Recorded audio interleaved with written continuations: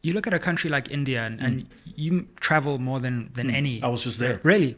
I've traveled there several times, but I was just in Hyderabad on tour. And Hyderabad is like the tech hub. And then I get invited to speak at the India Business School and full auditorium of PhDs, MBAs. I'm speaking to these guys and I was talking about where the world is going, and my thesis was that we're about to go through a trend of mergers and acquisitions, because if you just follow the flow of capital markets, what's happened is we've seen another boom cycle, and typically what happens in boom cycles is there's so much liquidity that large firms can't organically grow to keep up with the rate at which the value perception is growing.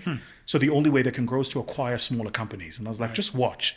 What's about to happen is more consolidation, because big companies are going to buy small companies. Interesting. But I'd had a 40-year kind of studying capital markets to frame this. Not impressed. They sit there, they listen.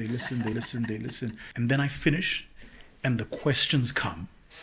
And man, I was like, oh, so you were listening. Yeah. It's not just people taking what you're saying at face value, it's them interrogating your metadata. So one of the questions was like, thank you so much for the graph. What is the year purchasing power parity that you had adjusted your numbers for? Wow. And I was like, well, it was adjusted for year X, right? And they were like, we see in one of your examples, you were talking about Time Warner and AOL. You spoke about Standard Oil and how it became Exxon and then Mobil and then Exxon Mobil again. Those are great examples, but those are Western-centric examples. Do you have anything for like new emerging markets, perhaps something in Asia, something in Central or Southeast Asia that might mirror some of this? And in my new book, we write a lot about what's been happening in the Asia space. So then I was able to have that conversation with them. The challenging questions, the guy was like, the stuff all sounds great, but you must understand that the fabric of business in India are these multi-generational dynasty family businesses that run India. This is why you've got Ambani, Andani, Tata.